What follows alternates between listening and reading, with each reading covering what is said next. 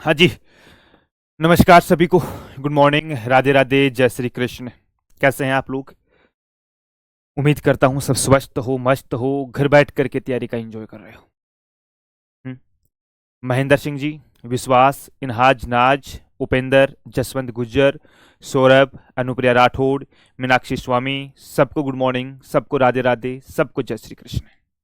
और बताइए, कैसी चल रही है मेरे प्यारे बच्चों की तैयारियां आप लोगों की?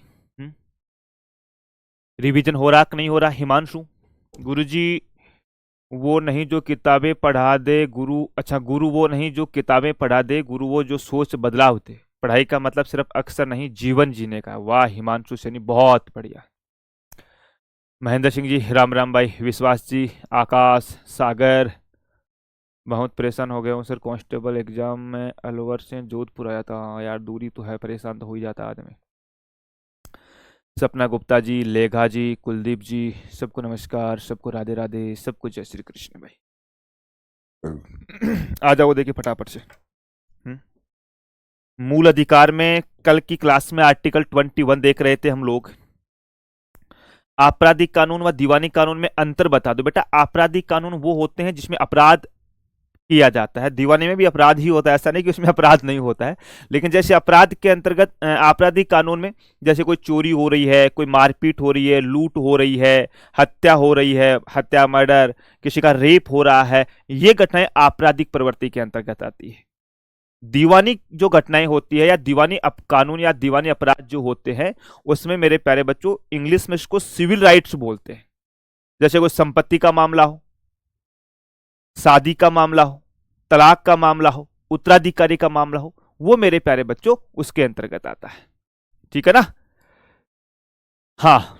आसिफ खान सर, मेरी क्लास क्यों अटकी है साहब? मेरा नेट 5G है। अब तो यार वो तो क्लास तो सही चल रही है, मैं मेरे सामने देख पा रहा हूँ, है ना? मेरे सभी प्यारे बच्चों की जो क्लास है वो तो बिल्कुल सही चल रही है भाई। तो किसी दोस्त को और कुछ पूछना है या शुरू करें? हम्म। पिछली क्लास के अंतर्गत हम लोग आर्टिकल 21 पढ़ रहे थे, और आर्टिकल 21 में मैंने आपको लास्ट टाइम हेडिंग में लिखाया था मेनका गांधीवाद। मेनका गांधीवाद दोस्तों, मेनका गांधीवाद कब आया था? 1978 के अंतर्गत आया था। ठीक है, कब आया था? 1978 के अंतर्गत आया था। और इस वाद के अंतर्गत मैंने आप लोगों को बताया था कि भैया यहां पर मेनका गांधी का पासपोर्ट जब्त कर लिया था, जो अपनी पिछली क्लास में बातें हो चुकी थी। मेनका गांधी का पासपोर्ट जब्त कर लिया साहब, पासपोर्ट जब्त कर लिया गया था, यही बताया था मैंने आप लोगों को, है ना? बिल्कुल साहब। हाँ जी बिल्कुल साहब। एक दोस्त बोल रहा है कि सर आपने बताया कि पीएसआई में मोस्ट प्रेफरेंस बदल सकते हैं। पोस्ट प्रेफरेंस बदल सकते हैं? अमित तिवारी, मैंने ऐसा कब बोला? तो पोस्ट प्रेफरेंस बदल सकते हैं? नौतम द्विवेदी जी, आप यूपी से हो, राजस्थान के बारे में कुछ नहीं जानते हो, क्लास में बहुत लेते हैं। भी हूँ सर, अच्छी बात है बेटा। सर आपकी ज्योग्राफी क्लास रुक गई थी। हाँ, कल थोड़ी सी वो टेक्निकल प्रॉब्लम होगी तो चलती चलती क्लास रुक गई थी, आज वापस वहीं से शुरू कर देंगे, घबराइएगा मत आप लोग। ठीक है, बिल्कुल साहब, ठीक है। देखिएगा, अब थोड़ा सा कमेंट करना बंद कर दो प्यारे बच्चों, अब लोग हम ना, अब आप लोग एक बार कमेंट करना बंद कर दो, हम लोग अब कमेंट नहीं करेंगे, अब केवल अपनी क्लास के ऊपर फोकस करेंगे हम लोग। ठीक है ना? हाँ, अब केवल अपनी क्लास के ऊपर फोकस करेंगे हम लोग। पिछली क्लास के अंतर्गत जो हमारी बातें हो रही थी मेनका गांधीवाद को लेकर के, और मेनका गांधी की मैंने कहानी पूरी आप लोगों को बता दी थी मेरे प्यारे डियर। अब मेनका गांधी ने बोला था कि साहब एक तरफ से आप हम लोगों को जो जीवन जीने का अधिकार है, उसमें केवल हमारे अंगों की सुरक्षा या हमारे शरीर की सुरक्षा करना ही शामिल नहीं है। इसमें इसमें हमारा कोई पशुवत जीवन जो है वो भी नहीं है मेरे प्यारे बच्चों। इसलिए मनुष्य को एक गरिमामय जीवन जीने का अधिकार है। मैंने कहानी बताई थी आपको कि भाई मेनका गांधी का पासपोर्ट जब्त कर लिया था, इंदिरा गांधी की इनकी थोड़ी कम बनती थी, है ना भाई? हालांकि यहाँ पे जो सरकार है वो थोड़ी चेंज हो चुकी थी 1978 के अंतर्गत, लेकिन इसका पासपोर्ट जब्त किया कि ये बाहर कहीं नहीं जाएगी। तब इन्होंने बोला, कोर्ट के अंतर्गत गई कि साहब आपने हमें जीवन जीने का अधिकार दे रखा है, इसका मतलब हमारे शरीर की सुरक्षा का अधिकार भी नहीं है, इसमें हमारे व्यक्तिगत जो निर्णय है उनका भी हमें अधिकार है, और हम एक रेस्पेक्ट के साथ, एक गरिमा के साथ जीवन जीने का अधिकार भी है मेरे प्यारे बच्चों। ठीक है ना। तो इन्होंने क्या बोला कि जीवन जीने के अधिकार में, जीवन जीने के अधिकार में, जीवन जीने के अधिकार में, है ना, जीवन जीने के अधिकार में, अधिकार में जीवन जीना ही शारीरिक अंगों का, ऐसे लिख लो आप लोग, शारीरिक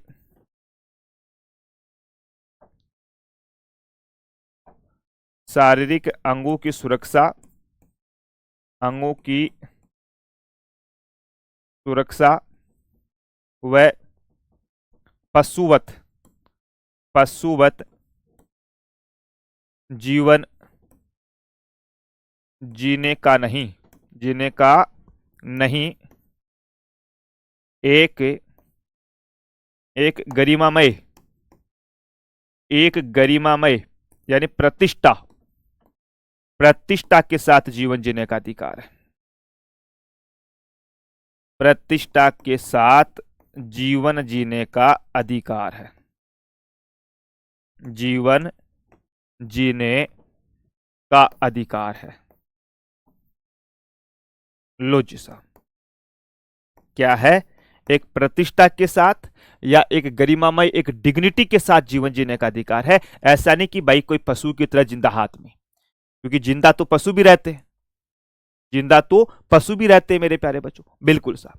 दूसरी इस केस के अंतर्गत एक बात और बोली थी, दूसरी इस केस के अंतर्गत मेरे प्यारे बच्चों न्यायपालिका के द्वारा एक बात और बोली थी, जहां पे हमने पिछला जो AK गोपालन केस था उसमें बोला गया था कि साहब जो संसद ने विधि बना दी वो बना दी, न्यायपालिका कुछ नहीं कर सकती उसके अंतर्गत। लेकिन मेरे प्यारे बच्चों मेनका गांधी वाद में लिखो आप कि इस वाद में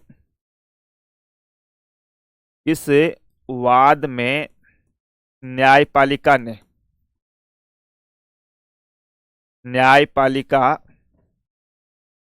ने विधि द्वारा स्थापित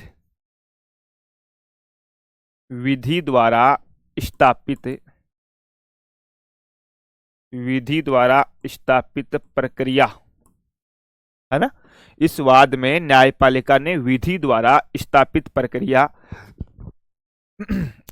प्रक्रिया की अवधारणा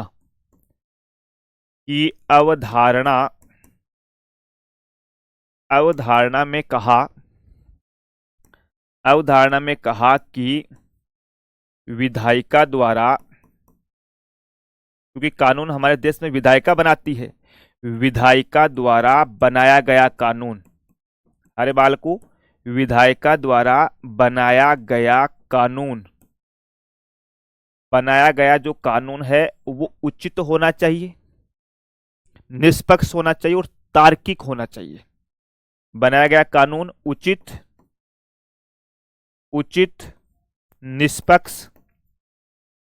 निष्पक्ष और तार्किक होना चाहिए साहब, लॉजिकल, है ना, तार्किक होना चाहिए मेरे प्यारे डियर, तार्किक होना चाहिए। लो जी साहब, होना चाहिए। सर इसका क्या मतलब हुआ? इसका मतलब ये हुआ कि जब AK गोपालन को 1950 के अंतर्गत गिरफ्तार किया गया था, है ना, AK गोपालन को 1950 के अंतर्गत जब गिरफ्तार किया गया था, तो उस समय मेरे प्यारे बच्चों न्यायपालिका ने बोला कि साहब जो विधायिका ने कानून बना दिया वो बना दिया।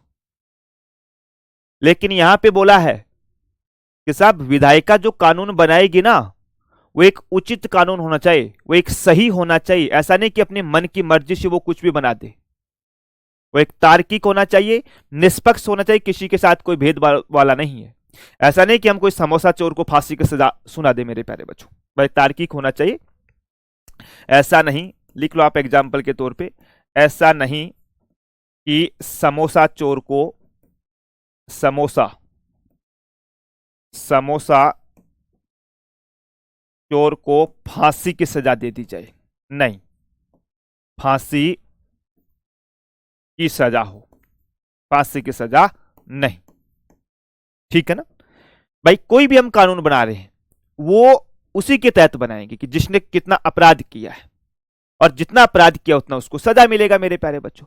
और इसी के तहत मेरे प्यारे बच्चों आपको मैं एक चीज और बता दूं, इसी कानून के वाद के तहत एक प्राकृतिक न्याय का सिद्धांत आया था, और प्राकृतिक न्याय का उल्लेख भारत के संविधान में कहीं पर भी नहीं किया गया है ना भाई, प्राकृतिक न्याय का उल्लेख कहीं पर भी नहीं किया गया है। लेकिन जब ये सुप्रीम कोर्ट ने ये बात बोली थी कि भाई एकदम कानून सही होना चाहिए, हमें जीवन जीने का अधिकार है, इसका मतलब ऐसा नहीं कि हमारे शारीरिक अंगों की सुरक्षा करोगे और हमें बांध दोगे, हम कोई पशुवत जीवन जी रहे हैं, नहीं, हम रेस्पेक्ट के साथ जिएंगे, डिग्निटी के साथ जिएंगे।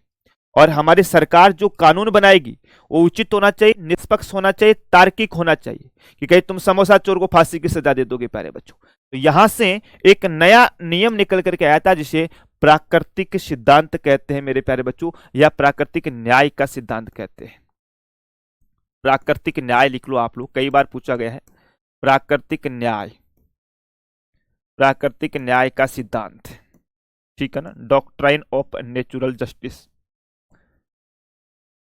ठीक है साहब, है ना, ठीक है मेरे प्यारे बच्चों। अब हुआ क्या, अब हुआ क्या, ये अवधारणा जो है ये सर्वोच्च न्यायालय ने दी। हालांकि भारत के संविधान में कहीं पर भी प्राकृतिक न्याय का उल्लेख नहीं किया गया है मेरे प्यारे बच्चों, ठीक है ना। तो हम बोल सकते हैं कि सर्वोच्च न्यायालय ने यह अवधारणा प्रतिपादित की, सर्वोच्च न्यायालय ने, सर्वोच्च न्यायालय ने ये अवधारणा दी, ये अवधारणा दी मेरे प्यारे बच्चों, ठीक है साहब, है ना। भारतीय संविधान में इसका उल्लेख कहीं नहीं किया गया है प्यारे बच्चों, भारतीय संविधान में, ठीक है ना। मैं आज आपको ये केवल इसलिए लिखा रहा हूं क्योंकि पिछली क्लास जो हुई थी उसकी लास्ट क्लास के अंतर्गत हम लोगों ने दोस्तों इसके बारे में डिटेल से बातें कर चुके थे, है ना भाई, डिटेल से बातें कर चुके थे दोस्तों, सब कुछ समझा चुका था, केवल लिखाना बाकी था।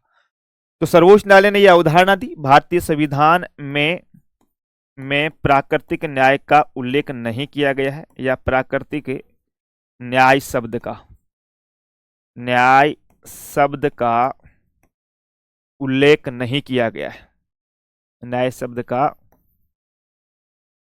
उल्लेख नहीं किया गया है, नहीं किया गया है मेरे दोस्त, ये आपको ध्यान रखना है। तो सर जब प्राकृतिक न्याय का उल्लेख नहीं किया गया है तो फिर प्राकृतिक न्याय को हम मानेंगे क्या? प्राकृतिक न्याय जो शब्द है वो विधि द्वारा स्थापित प्रक्रिया है, वहां से निकल करके आया है कि साहब हमारी जो विधायिका कोई कानून बनाती है तो वो निष्पक्ष, उचित और तार्किक होना चाहिए, ठीक है साहब। लेकिन इनके साथ प्राकृतिक न्याय के अंतर्गत तीन बातें और लिखी गई है मेरे प्यारे बच्चों, ठीक है ना। तो आगे लिखेंगे हम लोग कि भाई प्राकृतिक न्याय के अंतर्गत प्यारे बच्चों तीन तत्व होने चाहिए, या निम्न तत्व होने चाहिए, ऐसे लिख लो आप लोग कि प्राकृतिक न्याय,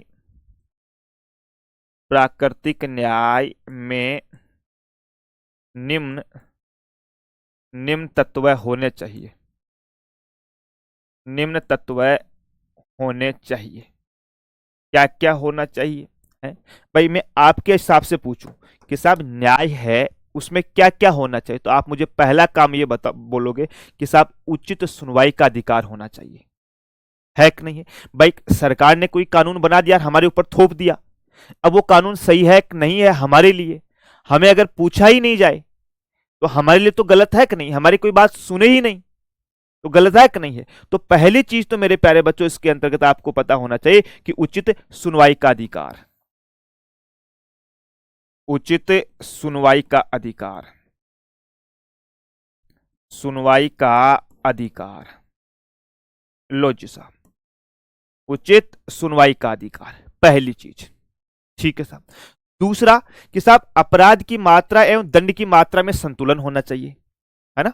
दूसरा बोला कि भैया अपराध की मात्रा, अपराध की मात्रा व दंड की मात्रा वह दंड की मात्रा में संतुलन, दंड की मात्रा में संतुलन होना चाहिए। ठीक है साहब, संतुलन। अब सर संतुलन कैसे? मान लो मैंने अभी आपको एग्जाम्पल के तौर पे बताया था ना कि भाई एक व्यक्ति उसने तो समोसा चुराया है, एक व्यक्ति है भाई साहब उसने आरबीआई बैंक से 100 करोड़ की चोरी कर ली। अब मुझे तुम ये बताओ कि क्या समोसा चोर को और 100 करोड़ वाले चोर को दोनों को हम एक ही सजा देंगे क्या? नहीं सर, भाई नहीं मेरे प्यारे बच्चों, वो तो दोनों का अलग अलग है, बिल्कुल साहब अलग अलग है। एक मेरा दोस्त था अमित तिवारी, पता नहीं एक ही कमेंट को अब तक 50 से 60 बार कर चुका होगा। अब उसको ये नहीं पता कि मैं बेटा पढ़ा रहा हूं अभी, आपको मैंने बोल रखा कि मैं 20-25 मिनट पढ़ाने के बाद में आपके कमेंट पढ़ूंगा मेरे प्यारे बच्चे, लेकिन बार बार बार बार बार बार एक ही एक चीज को कर रहा हूं। बट फिर बोलोगे सर हमारी चीजें समझ में नहीं, बेटा कैसे समझ में आएगी मेरे भाई, है ना अमित? नहीं आएगी बेटा। लक्ष्य सिलेक्शन पे होना चाहिए, पोस्ट प्रेफरेंस पे नहीं होना चाहिए, ठीक है ना भाई? पोस्ट प्रेफरेंस पे नहीं होना चाहिए, पहले तुम सिलेक्शन तो लो, पोस्ट प्रेफरेंस तो बाद में मिलती जाएगी। तुम्हें दम होगा तुम मेहनत करके वहां चेंज करवा लोगे, वहां प्रमोशन करवा लोगे, वहां तक पहुंचो तो सही पहले तुम, ठीक है ना? पोस्ट प्रेफरेंस है वो बदल सकते हैं कि नहीं बदल सकते, वो पता चल जाएगा आपको जब मौका मिलेगा आपको तो। हाँ जी साहब, ठीक है साहब। तीसरा है कि साहब दंड उचित प्राधिकारी द्वारा दिया जाना चाहिए, दंड उचित प्राधिकारी द्वारा, उचित प्राधिकारी द्वारा दिया जाना चाहिए। लो जी साहब, है ना, जो दंड है वो उचित प्राधिकारी के द्वारा दिया जाना चाहिए।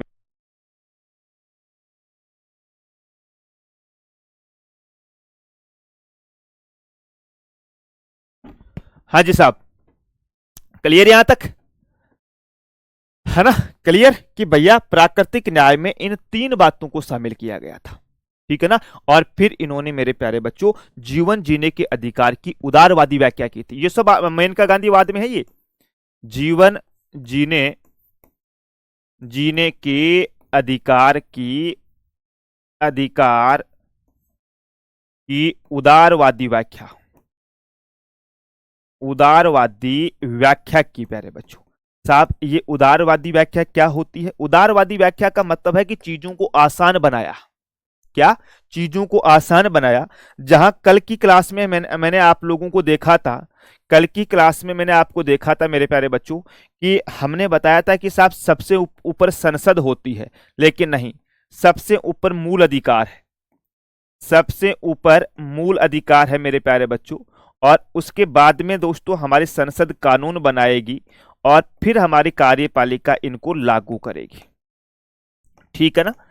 पिछले में मैंने आपको जब AK गोपालन केस बता रहा था, वहां पे सबसे ऊपर बोला संसद है, ऐसा हमारे कोर्ट ने बोला था, मैं नहीं बोल रहा, ठीक है ना? हाँ, 3 नंबर का पॉइंट है, दंड उचित प्राधिकारी द्वारा दिया जाना चाहिए कि आपने अगर कोई अपराध किया है तो उस अपराध का दंड हमारी न्यायपालिका ही तो देगी। ऐसा थोड़ी है कि भाई साहब कोई जज है ही नहीं, कोई भी व्यक्ति है पकड़ के चलो रे इसको जेल में डाल दो और आपको जेल में बंद कर दिया, नहीं कर सकते ना। मान लो आप किसी ए पार्टी के हो, आपने बी पार्टी, जैसे मैं अभी एक ताजा एग्जांपल देकर के बता दूं, मान लो कोई बीजेपी कांग्रेस का आदमी है, उसने बीजेपी की आलोचना कर दी, बीजेपी वालों ने बोला कि पकड़ो रे, पकड़ के इसको जेल में डाल दो क्योंकि उनकी सरकार है। क्या ये दंड उचित प्रक्रिया द्वारा दिया जा रहा है? नहीं सर, दंड देने का काम किसका है? हमारी न्यायपालिका का है। ध्यान रखना, मैं आपको कल भी बताया था कि अगर पुलिस किसी को गिरफ्तार कर ले, उसके साथ मारपीट करे कि बोल ये अपराध तूने किया है, तो पुलिस के सामने भले तुम हाँ भर लो कि हाँ अपराध हमने किया है, लेकिन जज के सामने जाके मना कर दो कि साहब ये अपराध हमने नहीं किया है, ये आदमी जबरदस्ती हमसे हामी बनाने की कोशिश कर रहा है, आपको सजा नहीं होगी दोस्त, ठीक है ना भाई? आपको सजा नहीं होगी मेरे प्यारे। बहुत बढ़िया। पिछला जो केस पढ़ा था हम लोगों ने, उसमें उसके अंतर्गत मेरे प्यारे बच्चों सुप्रीम कोर्ट ने बोला था कि साहब हमारे संविधान के जो आर्टिकल 19 और आर्टिकल 21 जो है वो अलग अलग है, कुछ ऐसा ही बोला था उन्होंने, है ना? कुछ ऐसा ही बोला था, लेकिन यहां पे बोला है मेरे प्यारे बच्चों कि आर्टिकल 14, आर्टिकल 19 और आर्टिकल 21, ये तीनों मेरे प्यारे बच्चों संविधान के ट्राइएंगल है। ये ट्राइएंगल, एंगल कैसे लिखेंगे हम लोग संविधान के? अरे ये तीनों क्या है? संविधान के ट्राइएंगल है मेरे प्यारे बच्चों, ठीक है ना? इन तीनों के अंतर्गत एक दूसरे की चीजें दी गई है प्यारे बच्चों। हाँ जी साहब, या ऐसे लिख लो कि ये संविधान के मेरे प्यारे बच्चों एक आंगिक संरचना है, इस प्रकार से लिख लो, संविधान की आंगिक संरचना है, संविधान की आंगिक यानी महत्वपूर्ण संरचना है मेरे दोस्त, आंगिक संरचना। लो जी साहब, आंगिक संरचना है। क्लियर बेटा? देवेंद्र मैंने समझा दिया। पहला पॉइंट है उचित सुनवाई। उचित मतलब आपकी भी सुनवाई होनी चाहिए बेटा जी, है ना? अब मान के चलो मैं आपकी कोई बात सुन ही नहीं रहा हूं, आपको डांट रहा हूं, आपने वो गलती की ही नहीं है, तो क्या ये काम सही है? बिल्कुल सही नहीं है। आपका भी तो सुनना चाहिए ना, हमारी बात भी तो सुनवाई होनी चाहिए ना, उसका पक्ष लेना चाहिए बेटा जी। अपराध की मात्रा व दंड की मात्रा में संतुलन, जितना अपराध किया उतना सजा दो। ऐसा नहीं कि तुमने समोसा चुराया है, एक आदमी ने आरबीआई बैंक में से चोरी की है, कि दोनों को साथ फांसी दे दो। जितना दंड है और जितना अपराध है उतना दंड, दोनों की मात्रा संतुलित होनी चाहिए दोस्तों। क्लियर? बिल्कुल साहब। अब बताओ, मेनका गांधीवाद में से किसी प्यारे बालक को कुछ पूछना है तो वो पूछ सकता है साहब, है ना भाई? कुछ पूछना है तो वो पूछ सकता है मेरे प्यारे डियर। और इसी के अंतर्गत दोस्तों आपको विदेश घूमने का अधिकार भी है ना? आर्टिकल 21 के तहत अन्य अधिकार, है ना? तहत अन्य अधिकार परीक्षा में कई बार पूछा गया है, परीक्षा में कई बार पूछा गया है कि साहब विदेश में घूमने का अधिकार कौन से अनुच्छेद के तहत आता है? बताओ देखें। अरे विदेश में घूमने का अधिकार, विदेश में घूमने का अधिकार, घूमने का अधिकार, ठीक है ना? और ध्यान रखना, विदेश में घूमने का अधिकार तो है आर्टिकल 21 के अंतर्गत, लेकिन भारत में घूमने का जो अधिकार है वो आर्टिकल 19 के अंतर्गत आता है। तो दोनों में थोड़ा सा अंतर है, ध्यान रखना। और ये बात मेरे प्यारे बच्चों मेनका गांधीवाद से ही निकल करके आई थी, मेनका गांधीवाद। लो जी साहब, क्यों? क्योंकि मेनका गांधी का ही पासपोर्ट है वो जब्त किया था मेरे दोस्त। पता होगा शायद आप लोगों को, मैं इसके बारे में बता चुका हूं। हाँ जी साहब, उसके बाद में आप लोगों को मैं बताऊं, जैसे स्वच्छ पर्यावरण का अधिकार दे रखा है हम लोगों को, है ना? और कौन कौन सा है? स्वच्छ पर्यावरण का अधिकार दे रखा है, स्वच्छ पर्यावरण का अधिकार, पर्यावरण का अधिकार कि भैया हमारा जो इन्वायरमेंट है, अधिकार हमारा जो इन्वायरमेंट है वो हमेशा स्वच्छ होना चाहिए, ठीक है ना? एमसी मेहतावाद के तहत आया था ये, एमसी मेहतावाद, एमसी मेहतावाद में, ठीक है साहब, ठीक है जी, बिल्कुल साहब। उसके बाद में कार्यस्थल पर यौन उत्पीड़न, महिलाओं को संरक्षण, बहुत इंपॉर्टेंट है। कार्यस्थल पर यौन उत्पीड़न, यौन उत्पीड़न, कार्यस्थल पर यौन उत्पीड़न से संरक्षण, यौन उत्पीड़न से संरक्षण मेरे प्यारे बच्चों, है ना? कार्यस्थल पर यौन उत्पीड़न संरक्षण, यह आया था विशाखावाद, इसको विशाखा गाइडलाइन भी कहते हैं, है ना? मैं गाइडलाइन लिख रहा हूं, विशाखा गाइडलाइन भी इसे कहा जाता है प्यारे बच्चों। लो जी साहब, मैंने कहानी सुना रखी है अपनी क्लास में शायद कई बार कि जयपुर के अंतर्गत एक छोटी सी बालिका थी 6 महीने की।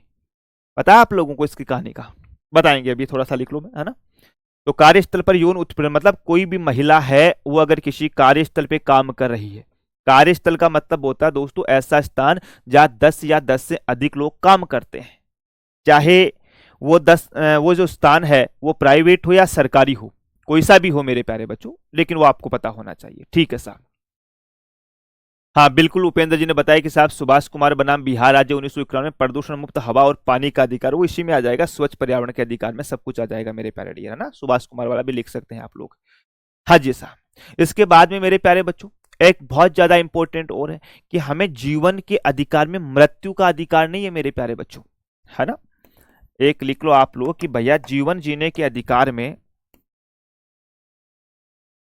जीवन जीने के अधिकार में, जीवन जीने के अधिकार में, अधिकार में मृत्यु का अधिकार नहीं है, मृत्यु का अधिकार नहीं, अधिकार नहीं है मेरे प्यारे बच्चों। ये किस बात से निकल कर आया था? ज्ञान कौर बनाम पंजाबवाद से निकल करके आया था साहब, ये है ना, ज्ञान कौर बनाम पंजाबवाद, या सीधा ज्ञान कौरवाद लिख लो आप लोग कि साहब हमें केवल जीवन जीने का अधिकार है, मरने का अधिकार नहीं है भाई, मरने का अधिकार नहीं है मेरे प्यारे बच्चों।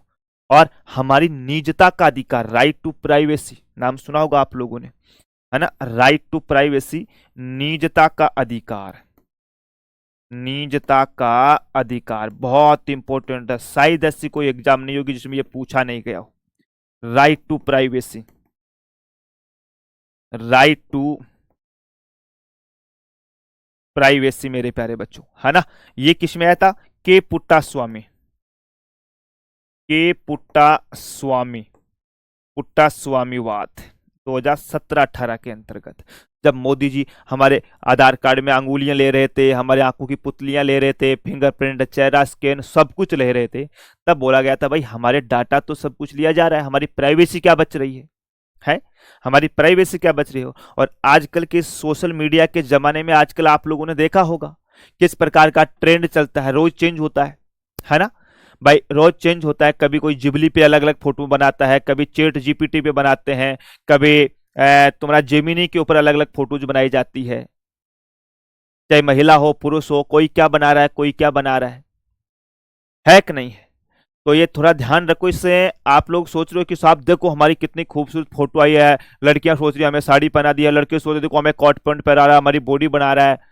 अरे भाई साहब तुम्हारी बॉडी बना नहीं रहा है, तुम्हारे डाटा ले रहा है ये पूरा। अब तुम बोलोगे सर हमारे डाटा से क्या होता है? तुम्हारा माइंड वॉश होता है। सर कैसे होता है? आप अपने मोबाइल के हाथ में या जेब में जब भी आपके मोबाइल हो ना, आप एक दिन तक कम से कम एक शब्द को आप 10 बार दोहरा देना। जैसे दोहराने कि यार मुझे तो ना आईफोन 17 प्रो चाहिए, मुझे तो आईफोन 17 प्रो चाहिए, मुझे तो आईफोन 17 प्रो चाहिए, ऐसा है ना, ऐसा आप 5-6 बार कर देना एक दिन के अंतर्गत। और शाम तक देखना, आप फेसबुक चलाओगे 17 प्रो दिखेगा, इंस्टा चलाओगे 17 प्रो दिखेगा आप लोगों को। आप चाहे फ्लिपकार्ट खोल लेना, चाहे अमेजन खोलना, कुछ भी खोल लेना, आपको बस जिसके बारे में आपने दिन भर सोचा वही वो चीज आप लोगों को दिखाएगी, है ना, वही वो चीजें आप लोगों को दिखाएगी मेरे प्यारे बच्चों। तो थोड़ा सा ध्यान रखना इस चीजों का कि भैया हमारी एक प्राइवेसी नाम की भी चीज होती है, हमारी खुद की निजता चीजें है ना वो भी होती है मेरे प्यारे दोस्त। और प्राइवेसी के साथ कभी भी खिलवाड़ नहीं करना है मेरे दोस्त, मैं तो ये आपको बता दूं, है ना। निजता मैंने सही लिखा या निजता में नी छोटा आता है? मेरे हिसाब से नी छोटा आता है ना इसमें, निजता ऐसे लिखा जाएगा, है ना, निजता का अधिकार। क्लियर? इसमें आपको पता हो तो नींद लेने का अधिकार भी आ जाएगा, नींद लेने का अधिकार, बाबा रामदेव वाद आया था ये, नींद लेने का अधिकार, ठीक है ना, बाबा रामदेव जी के द्वारा ये वाद आया था 2011 में। और आपको एक लास्ट और लिखा दो उसके अंतर्गत, है ना, एक लास्ट लिखा दो भैया कि अपने पसंद के व्यक्ति से शादी करने का अधिकार, अपने पसंद के व्यक्ति से शादी करने का अधिकार, शादी करने का अधिकार आर्टिकल 21 के अंतर्गत ही आता है। आपने देखा होगा ना, लेकिन इसमें कंडीशन वही है कि लड़की की उम्र 18 साल, लड़के की उम्र 21 साल होनी चाहिए, ठीक है ना, ये कंडीशन फुलफिल है। और लड़का लड़की दोनों राजी, वही बात कि मियाँ बीबी राजी तो क्या करेगा काजी वाली बात है ना भाई, मियाँ बीबी राजी तो क्या करेगा काजी वाली वो बात है मेरे प्यारे बच्चों, ठीक है साहब।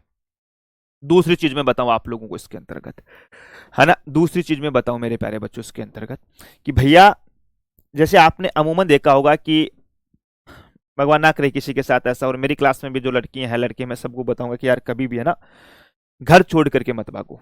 कई बार लड़कियां होती है ना वो घर छोड़ करके चली जाती है, लड़के होते हैं उसको भगा लेकर के चले जाते हैं। अब होता तो दोनों की रजामंदी से, जबरदस्ती तो 100 में से एक आध होता है, बाकी दोनों तरफ से होते हैं, रजामंदी होती है। घर वाले केस करते हैं, लड़की को पकड़ के लाते हैं, वापस थाने में लाते हैं, और जब कोर्ट में लड़की को पेश किया जाता है तो लड़की बोलती है कि साहब मैं तो माँ बाप को जानती नहीं, ये कौन है, मैं तो इसी के साथ रहता हूँ। सोचो, जिस मम्मी पापा ने आपको पाल पोस करके इतना बड़ा किया है, हर माँ बाप की एक सपना जरूर होता है कि बस मेरा बेटा मेरा बेटी है वो सफल हो, नौकरी लगे, हम उसकी शादी बड़ी धूमधाम से करें। और दोस्तों देखो, अगर आपने सच्चा प्रेम किया है किसी से, और बात है तो नहीं बोलनी चाहिए लेकिन मैं बता दूं, अगर सच्चा किसी से प्रेम किया है आपने तो निभाओ उसको, और आप अपने मम्मी पापा को मनाओ, मान जाएंगे। दुनिया में ऐसा कोई माँ बाप नहीं है जो अपने औलाद की खुशी के लिए झुकता नहीं है।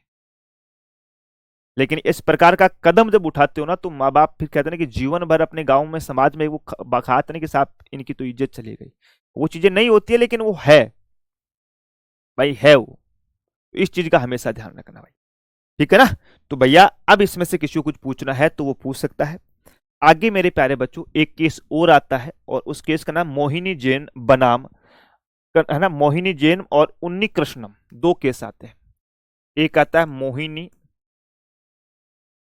मोहिनी बनाम कर्नाटक, बनाम कर्नाटक, कर्नाटक राज्य के अंतर्गत, और दूसरा केस आता है मेरे प्यारे बच्चों उन्नी कृष्णम, है ना, उन्नी कृष्णन। दूसरा आता है उन्नी कृष्णन, कृष्णन बनाम आंध्र प्रदेश, बनाम आंध्र प्रदेश, आंध्र प्रदेश, ठीक है साहब, है ना। मोहिनी बनाम कर्नाटक और उन्नी कृष्णम बनाम आंध्र प्रदेश। इन दोनों वाद के अंतर्गत बोला गया था शिक्षा का अधिकार। क्या बोला गया था? शिक्षा का अधिकार।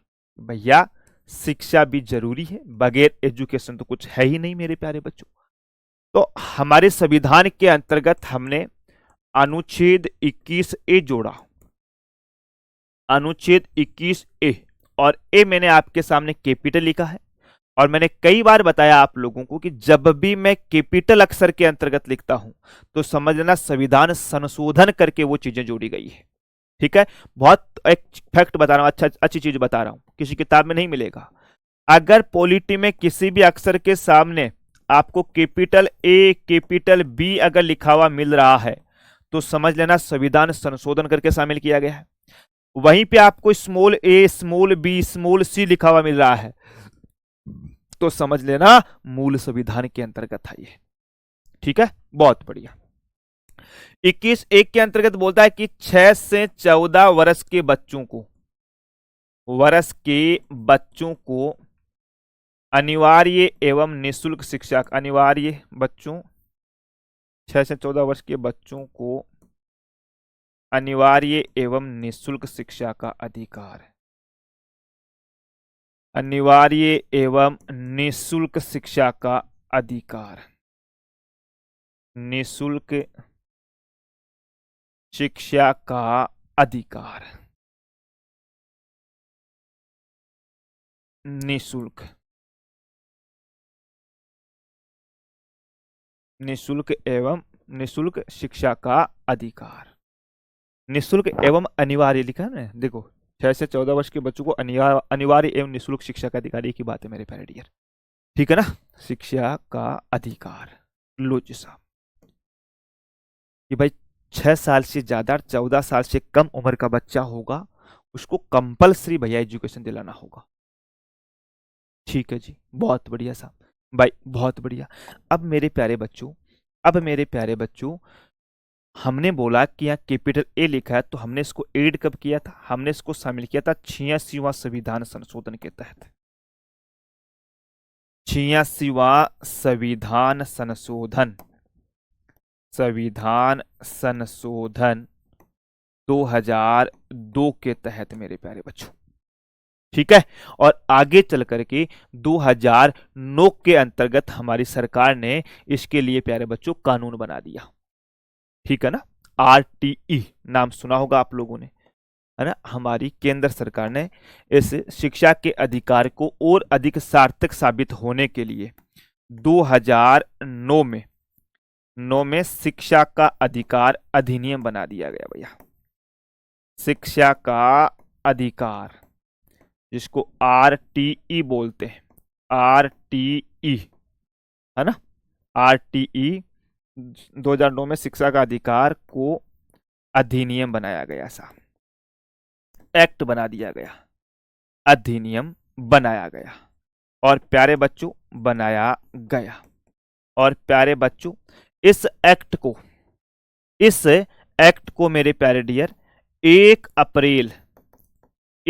अप्रैल 2010 को मेरे दोस्त ये लागू हुआ।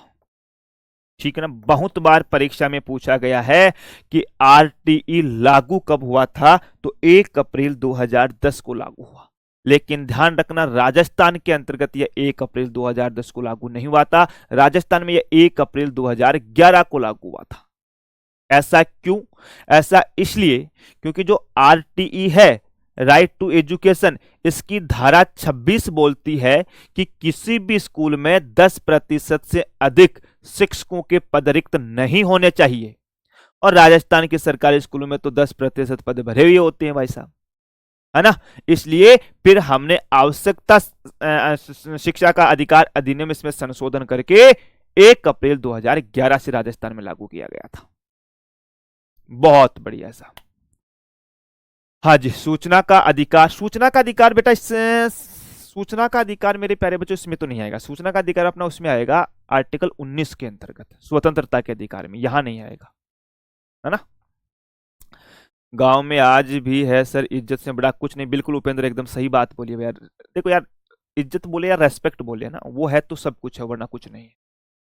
बरखा बोनो की हेलो सर, नमस्कार, good morning, good morning dear Birkha Barkha 86 में। बहुत बढ़िया। हिमांशु है कि सर लड़की और लड़के की एज में इतना डिफरेंस क्यों है? लड़की 18 और लड़के 21 की दोनों में। अच्छा। Ranjit sir, thank you much, आपने एकलव्य बैच में बहुत अच्छा पढ़ाया। 95 में question right and second shift में। हाँ अच्छे हैं बरखा, 95 में है, बढ़िया है क्वेश्चन। और क्लास रुक रही है। अच्छा सर, साइड में हो जाओ। सर मेरे पास जो बुक है उसमें इसके अंदर दे रखा है सूचना का अधिकार। अच्छा, मैं एक बार कंफर्म ट्राई कर लूंगा।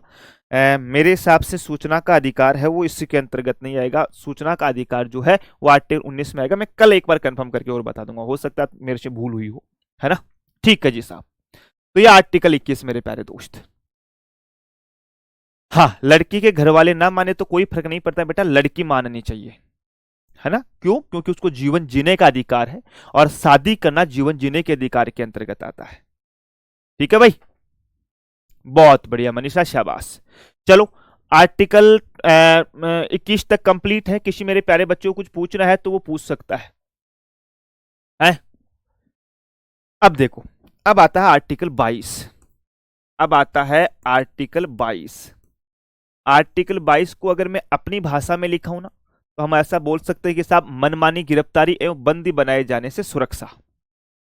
और पॉलिटी की भाषा में लिखा है तो गिरफ्तारी के संबंध में संरक्षण एवं निरोध, है ना। तो हम अपनी भाषा में लिख लो, ज्यादा अच्छा रहेगा मेरे प्यारे डियर। अपनी भाषा में लिख लो कि मनमानी गिरफ्तारी एवं बंदी बनाए जाने में सुरक्षा। मनमानी गिरफ्तारी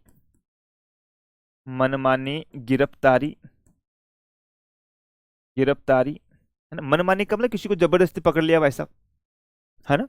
एवं बंदी बनाए जाने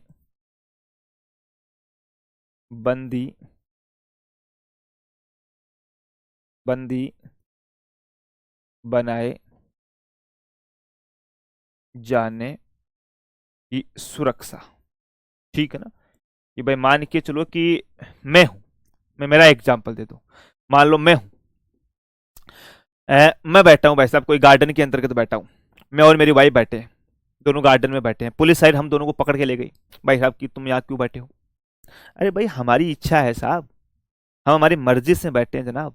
आप कौन होते हो मैं पूछने वाले? क्या हम यहाँ पे कोई उड़दंग मचा रहे हैं? क्या यहाँ कोई गलत काम कर रहे हैं? है ना। उनसे संबंधित मेरे प्यारे बच्चों आर्टिकल 22 है, वो हमें देता है साहब। ठीक है ना। अब आर्टिकल 22 काफी बड़ा है ना भाई, काफी बड़ा है। इसमें सबसे पहले जैसे आर्टिकल 22 का पार्ट 1, पार्ट 2, पार्ट 3 इस प्रकार से है। ठीक है ना। तो पहली चीज तो इसके अंतर्गत बोला गया है, 1 नंबर के अंतर्गत तो आर्टिकल 22 का सब क्लोज 1, इसमें बोला गया है कि भैया गिरफ्तारी का कारण जानने का अधिकार, कि अगर कोई व्यक्ति है उसने कोई अपराध किया है तो उसको साधारण विधि के उल्लंघन में गिरफ्तार किया जाता है। तो मेरे प्यारे बच्चों उसके पास क्या क्या राइट्स होते हैं, है ना। साधारण विधि का मतलब है कोई छोटा मोटा अपराध कर दिया हो उसने, किसी के थप्पड़ मार दी हो, कोई चोरी कर ली हो, कोई लूटपाट कर लिया हो, उस कंडीशन के अंतर्गत मेरे प्यारे बच्चों कि व्यक्ति को अपनी गिरफ्तारी का कारण या आधार जानने का अधिकार है।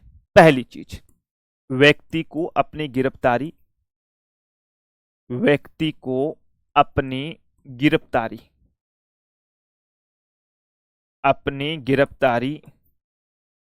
एवं अधिकार जानने का, गिरफ्तारी का कारण एवं आधार जानने का अधिकार,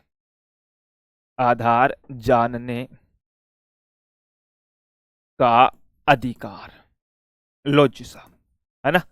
लो जी मेरे प्यारे बच्चों, अब देखो एक चीज बताऊं मैं आपको, है ना, एक चीज बताऊं।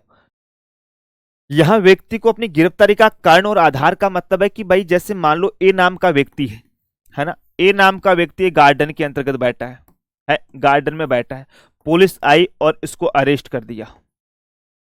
अब ए के पास यह दो चीजें हैं। ए पहले तो पुलिस को पूछेगा कि आप मुझे किस अपराध में गिरफ्तार कर रहे हो, ठीक है, मैंने किया क्या है, क्यों गिरफ्तार कर रहे हो, तो पुलिस को बताना पड़ेगा। दूसरा, आधार क्या है आपका गिरफ्तार करने के पास, क्या मेरा कोई गिरफ्तारी का वारंट है आपके पास, क्या कोई मेरी गिरफ्तारी का वारंट है, न्यायालय से पूछ करके आए हो आप कि हम इस आदमी को अरेस्ट कर रहे हैं। तो ये आधार भी मेरे प्यारे बच्चों उस व्यक्ति को बताना पड़ेगा मेरे दोस्त। ठीक है, बिल्कुल साहब, ठीक। 22 का सबक्लोज 2, 22 का सबक्लोज 2 मेरे प्यारे बच्चों ये बोलता है कि व्यक्ति को अपने पसंद का,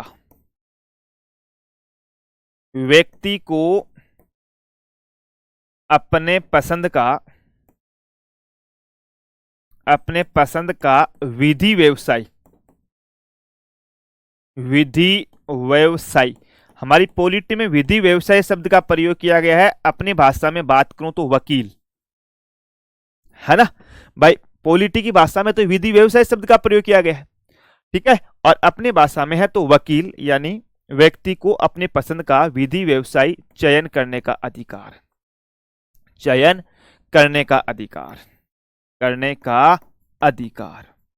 मान के चलो किसी ने कोई अपराध कर दिया। अब अपराध करने के बाद पुलिस पकड़ के ले गई, तो भाई साहब उस अपराध से उसको बचाव करने के लिए एक वकील होगा।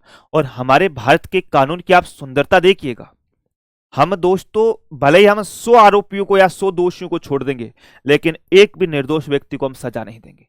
हम पूरी कानूनी चीज है, पूरा कानूनी पेचअप जो है उसको फॉलो करते हैं, चाहे अपराध छोटा हो चाहे मोटा हो। हमारे देश में कसाब जैसे, अजमल गुरु जैसे बड़े बड़े आतंकवादियों को हमने फांसी दी है, तो हमने एक विधि के तहत फांसी दी है। उनका पूरा का पूरा अपराध जो है उसको साबित करके हमने फांसी दी है। हमारे भारतीय संविधान की टैगलाइन भी मेरे प्यारे बच्चों इसमें यही है कि हम भले ही 100 आरोपियों को, 100 दोषियों को माफ कर सकते हैं, लेकिन एक भी निर्दोष को सजा नहीं दे सकते। तो अगर कोई व्यक्ति को पुलिस गिरफ्तार करके ले जाती है आधार बताने के बाद में, तो उस व्यक्ति को अपने पसंद के वकील से बात करने का अधिकार है मेरे प्यारे डियर, ठीक है। और तीसरा लाइन इसके अंतर्गत लिखा गया है कि गिरफ्तार व्यक्ति को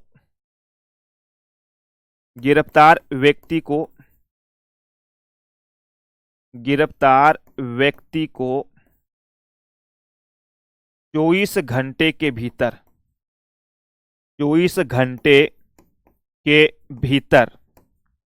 मजिस्ट्रेट 24 घंटे के भीतर मजिस्ट्रेट के समक्ष पेश करना होगा। है ना। इसने बोला है कि व्यक्ति, गिरफ्तार व्यक्ति को 24 घंटे के भीतर मजिस्ट्रेट के समक्ष पेश करना होगा मेरे प्यारे डियर। लेकिन इन 24 घंटे में मेरे प्यारे बच्चों यात्रा व अवकाश का समय काउंट नहीं होगा, ठीक है ना। यात्रा व अवकाश का समय, वह अवकाश का समय समय नहीं गिना जाएगा। काउंट लिखेंगे हम, क्या लिखेंगे इसके लिए सही शब्द क्या होगा मेरे प्यारे बच्चों, शामिल ही लिख लेंगे ना। समय शामिल नहीं होगा, ऐसे लिख लेते हैं, शामिल नहीं। लो जी साहब, इनमें से अगर किसी को कुछ पूछना है तो वो मुझे पूछ सकता है। हमने 3 बातें लिखी है, बताएंगे बेटा। मनीषा एक बार थोड़ी जल्दबाजी मत करो, है ना। अभी एक बार पहले 22 1 और 22 2 पढ़ा है हमने, ये 22 3 नहीं है, इसका तीसरा पार्ट है मेरे प्यारे बच्चों, ठीक है ना। हाँ सर जी, इसका उत्तर क्या देना होगा बेटा। अगर आपको सीधा पूछे ना कि शिक्षा का अधिकार कब लागू हुआ था तो 1 अप्रैल 2010 देना है। लेकिन ये पूछ लिया जाए कि शिक्षा का अधिकार राजस्थान में कब लागू हुआ, तब 1 अप्रैल 2011 मेरे दोस्त। हाँ जी साहब, कुशाल शर्मा जी आ जाइए। मुझे लग रहा है बोले कि सर रेगुलेटिंग एक्ट को भी पढ़ाओगे क्या। हाँ बिल्कुल पढ़ाएंगे बेटा मेरे भाई, जरूर हर चीज पढ़ाऊंगा मैं आपको, जो मैंने पहले दिन सिलेबस में बताई है ना। लेकिन आपको पता होगा मैंने जो रेगुलेटिंग एक्ट है, पिट्स इंडिया एक्ट है, भारत शासन अधिनियम 1919, 1935, 1947, मॉन्टेग जेम्सफोर्ड 1919 वाला है, इन सबको एक बार छोड़ रखा है। क्यों? क्योंकि ये चीज लास्ट में पढ़ाऊंगा मैं आपको। क्लियर यहां तक, है ना भाई, क्लियर यहां तक। किसी को कुछ पूछना हो तो वो पूछ सकता है ना। अब दोस्तों आर्टिकल 22(3) बोलता है ना। आर्टिकल 22(3) बोलता है मेरे प्यारे बच्चों कि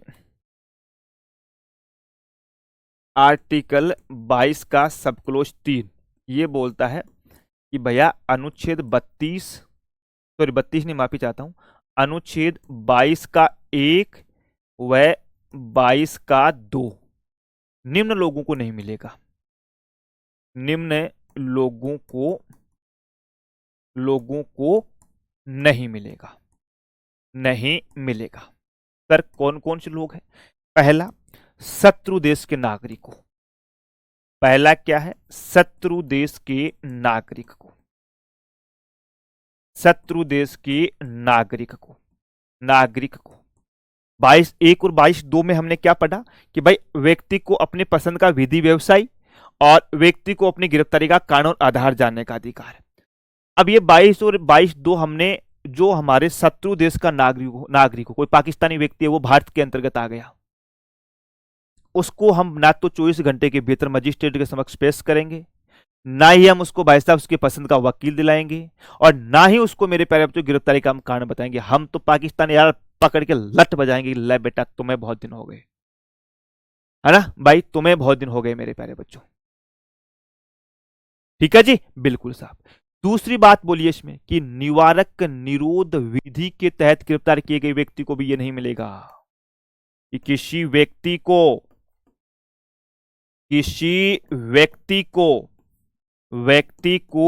निवारक निरोध अधिनियम के तहत गिरफ्तार लो साहब, कि कोई व्यक्ति जो निवारक निरोध अधिनियम के तहत गिरफ्तार हुआ है उस व्यक्ति को भी मेरे प्यारे बच्चों ये राइट्स नहीं मिलेंगे। अब तुम्हारे दिमाग में एक चीज आती है, क्या? कि सर ये निवारक निरोध क्या होता है ये निवारक निरोध क्या होता है? इसके लिए प्यारे बच्चों आपसे बातें करेंगे कल। अब थोड़ी सी आपसे बातें कर लेता हूं, मैं पानी पीता हूं, तब तक आप मुझे बताओ कि भैया कुछ पूछना है क्या?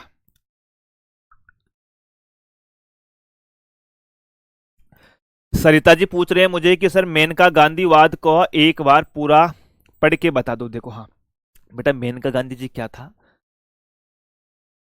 मेनका गांधी जी का क्या था मेरे प्यारे बच्चे? उनका पासपोर्ट जब्त कर लिया था, तो वो कोर्ट में गई, कोर्ट में जाकर के बोली कि साहब हमें जीवन जीने का अधिकार है, लेकिन कोई पशु की तरह नहीं कि भाई हमारा हाथ पैर बांध दोगे तुम जिंदा रह जाओ। हमें एक रेस्पेक्ट के साथ, एक गरिमा के साथ, एक प्रतिष्ठा के साथ जीवन जीने का अधिकार है। कोर्ट ने बोला ठीक है साहब।